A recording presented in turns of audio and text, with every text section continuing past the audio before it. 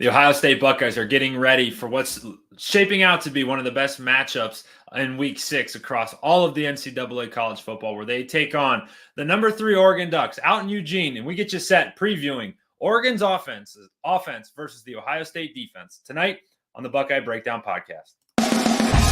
We've got the whole crew together as we cover Ohio State with our instant analysis from Ohio State. There's something that doesn't feel right. Unbelievable effort from him today. Is E.J. Liddell going to crack the first team All Big Ten? I think he can be the guy. I'm not trying to start a quarterback controversy. He seems to have the durability. He certainly has the toughness, is the question on a lot of people's minds here.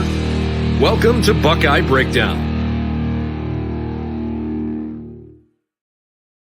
And welcome in, everybody, to another episode of the Buckeye Breakdown Podcast. Anthony Moeglin here with my partner, Kevin Woidke. And tonight we're talking about the Ohio State defense versus the Oregon Duck offense, a matchup that has been on the minds of college football fans all year long, and we finally get to see it in action on Saturday night. Kevin, what do you what excites you about this matchup that we're going to be able to see finally on Saturday night? You know, I think the thing that excites me the most is you got the 25th ranked offense going up against the number 1 ranked defense. You have a true top 25 matchup. Like, that's just what you have in terms of the defensive side and the offensive side of the ball.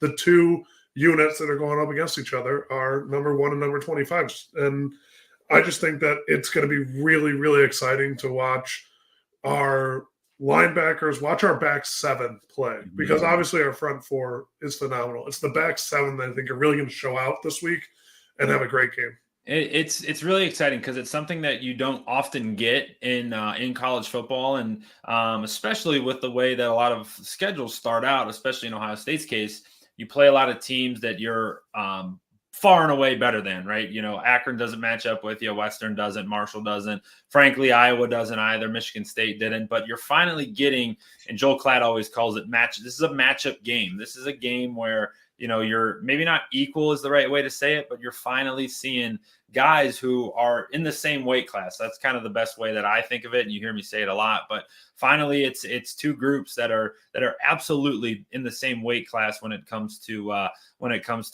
their skill and their talent level on the field. And for Ohio State, this is a big stretch. We talked about it last night, and we're going to talk about it probably again, but this is a huge stretch of games. You got Oregon on Saturday, then you get a little bye week, and then you come home to face a Nebraska Cornhuskers team, which you'll be better than, but they have a great quarterback. He's a young guy, but that'll be a tough matchup. And then the next circled one is a trip to Happy Valley. Never an easy place to play. But for the Ohio State defense, this has finally got to be like, hey, we made it through. We said all the right things. We did all the right things. We played well.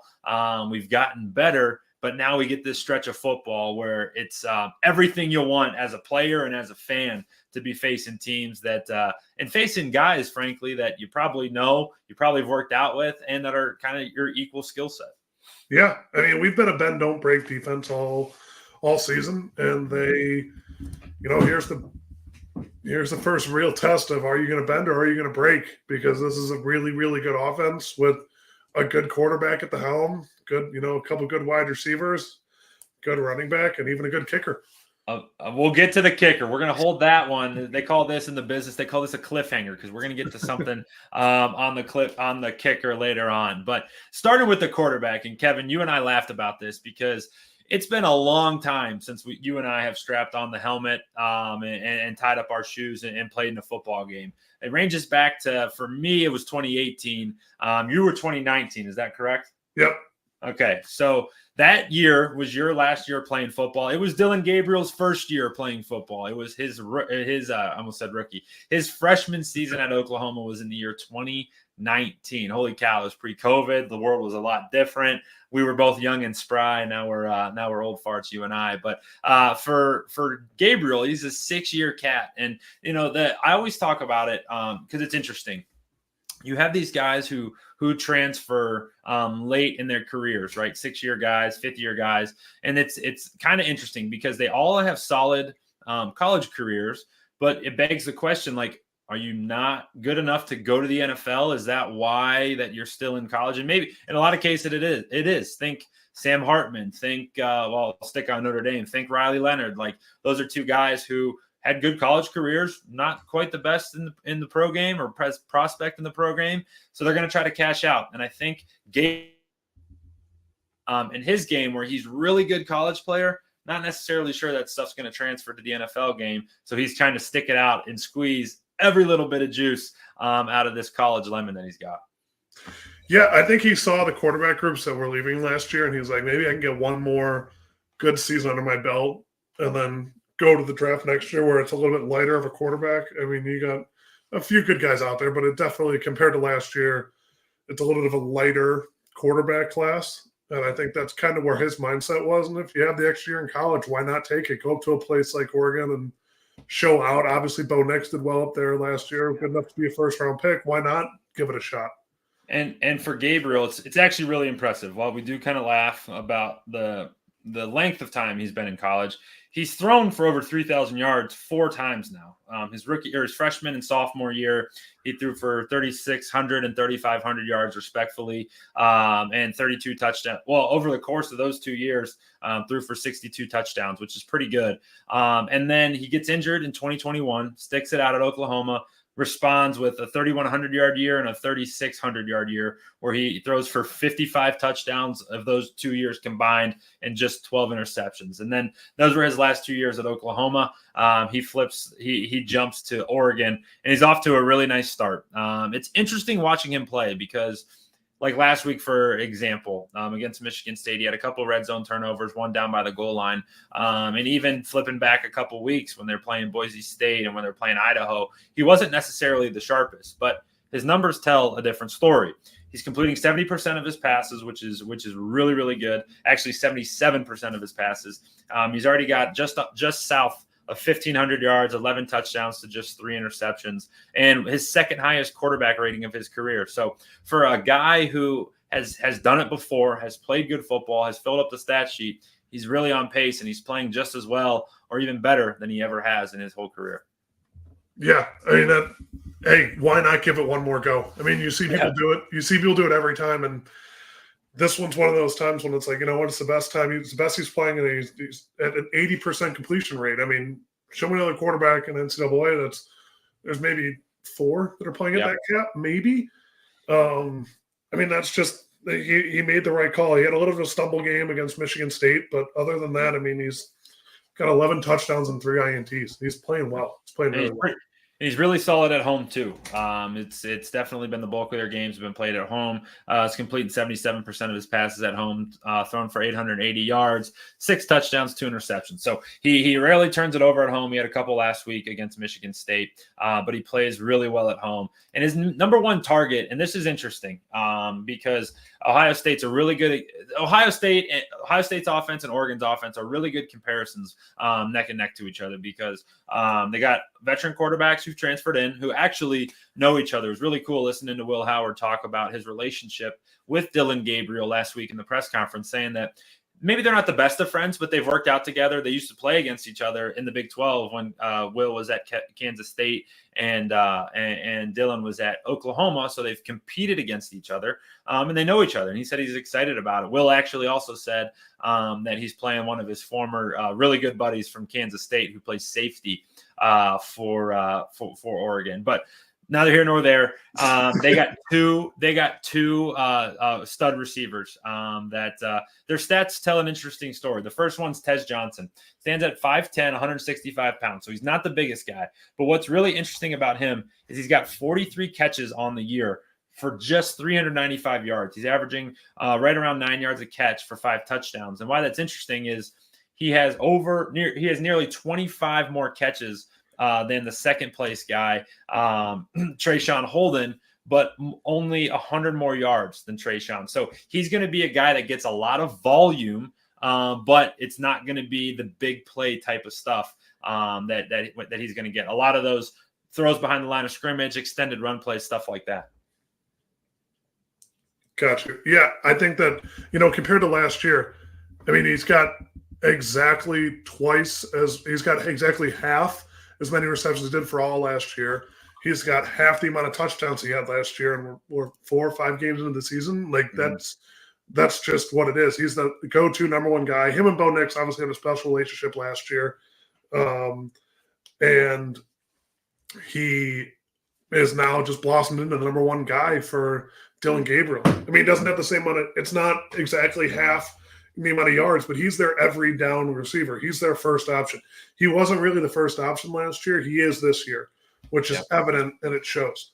You know, the next guy – oh, sorry, go ahead. No, I was going to say your favorite position to talk about, especially when we're talking Ohio State offense, is the tight end. And for quarterbacks, for veteran and young quarterbacks, the tight end position can be your best friend. And I often say – we like to argue about this. They're the best athlete on the field outside of the left tackle. There, I give you that. I'll give you yours tonight. But Oregon's got a good one, and he's got a fan in you.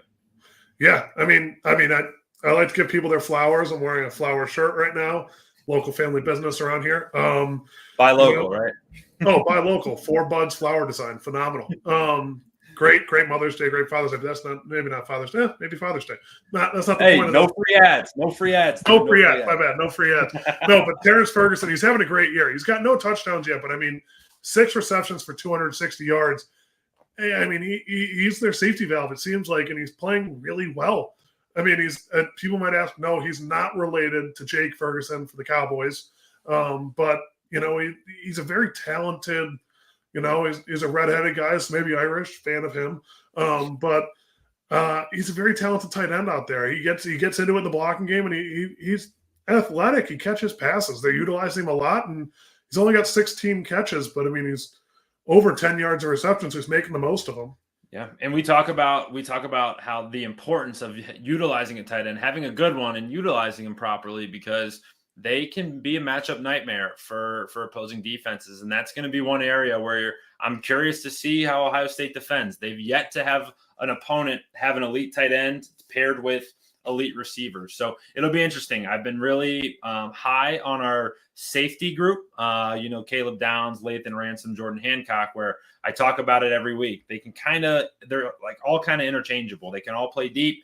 They can all play in the line of scrimmage. They can all play in the second level. They certainly can all defend tight ends. Now, can they get off the block of a physical tight end? We're going to find out soon enough on Saturday, because when Oregon runs the football, they hand it to Jordan James, and this dude's a tank. 88 carries on the year. He's your bell cow back. 88 carries, 552 yards, 5 touchdowns, also catches it out of the backfield, has 9 catches for 61 yards, no scores. But he's a guy that they can certainly rely on when they do decide to run the football.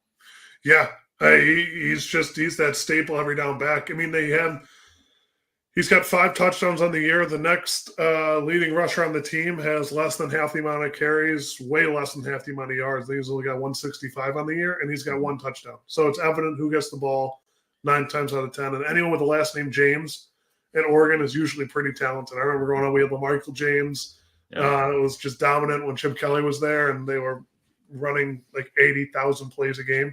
But the other thing that you got to look out for in their running game is they do have some speedsters on the outside that could get it done. Trayshawn Holden, who's another receiver for him, he's got a 21-yard rush, which I assume was a jet sweep, but he's got 1 rush for 21 yards, so you got to look out for that. I mean, he's quick, he's obviously explosive, he's their big play guy, and they're utilizing him in both the passing game and the running game. Well, and you talk about a guy like Tez Johnson too, who we talked about as a legit receiver. But looking at his numbers, he's going to be a high volume cat. Like, he's going to get a ton of targets, and a lot of them aren't going to be stretched down the field. You hear Kirk Herbstreit and Joel Klatt and all those guys talk about the extension of the run game when you throw those like bubble screens and you throw those now passes and just passes at the line of scrimmage where you can just get on the perimeter, it's like forced perimeter run.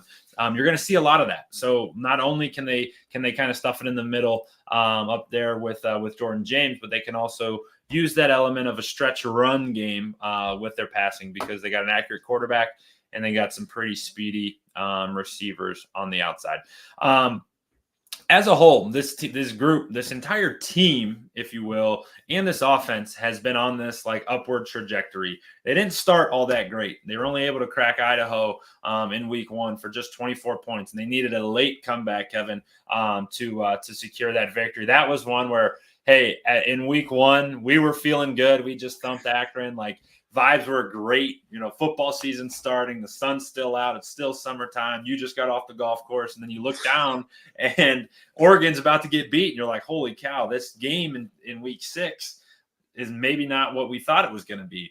And then they kind of flipped it around. They go to they take on the Boise State Broncos, and we know what they are now, and they beat them in a shootout 37-34, put up 49 against Oregon State in a game that was like, hey, we're going to kind of find out what Oregon is. And then they thump UCLA, put up a nice number there, and then score 31 points against Michigan State with 2 goal line turnovers. So it's like a team, and we're seeing it too with our guys. Like, it's a team that's getting better and an offense that's kind of starting to build that momentum, especially as we get to this middle portion of the season.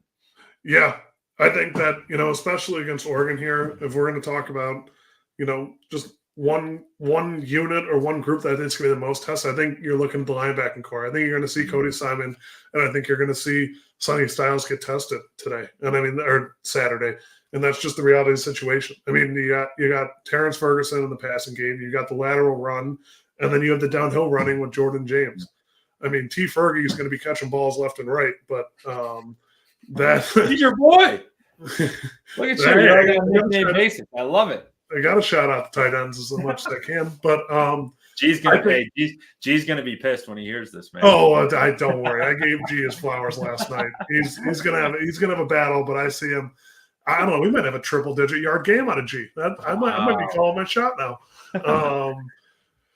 It's just, I think that it's going to be a fun. I think it's going to. I keep using the word fun all week. I think that's just what it is. I hate to say it, but the first few games have just been boring. We've had some shots there, but I mean, if you're telling me my eyes didn't get a little heavy watching some of these games, like the late night game against Iowa, or Michigan State, not Iowa, Michigan State, I'm like, all right. Okay, so where can we fast forward?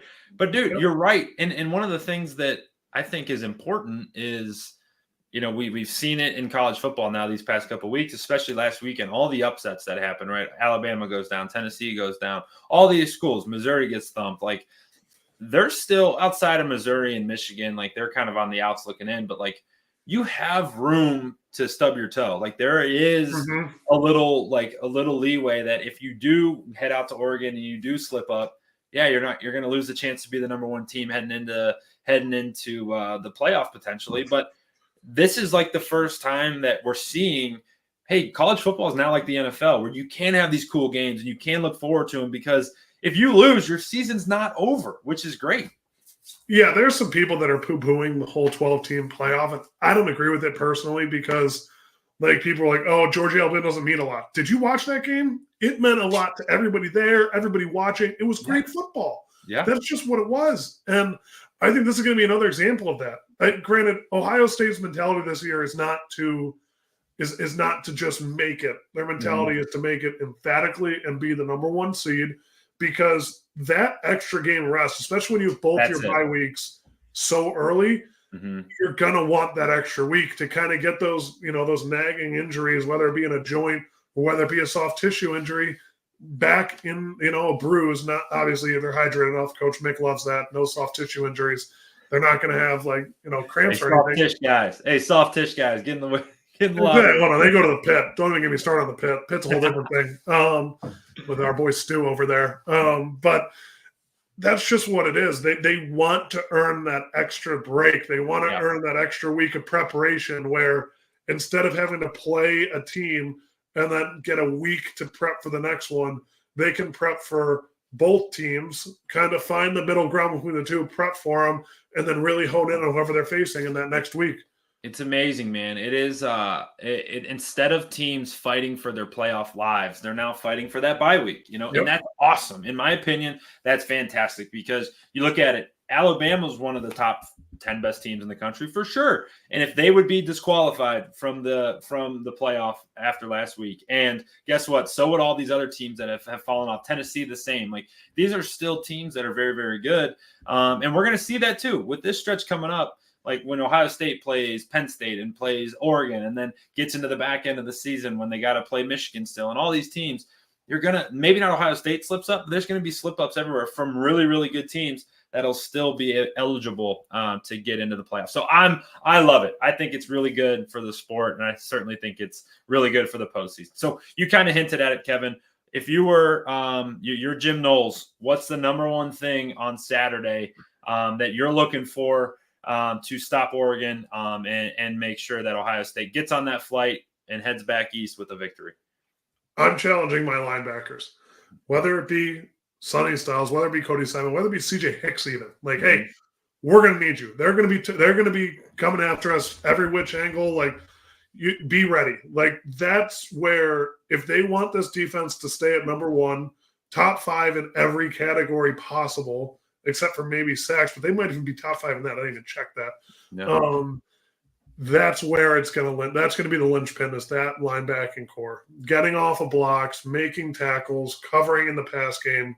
That's where it's going to be. You saw Cody have a good deflection. Still don't know if that was him or Ty Hamilton that did that. But, and got an interception. I think that's what we're looking for. You're looking for those guys that are willing to match the hand on defense, that are willing to, come up, watch enough film that when you see that one indicator on the jet sweep, that one indicator on a power that you've noticed that right tackle maybe gets in a weird stance. You're like, there it is. Okay, let me scoot over. And I am running 1,000,000 miles an hour through the B gap because I know there's a power or a counter coming from the other side. Yeah. You got to get in the film room because everybody has a tell. Everybody. I even had a tell.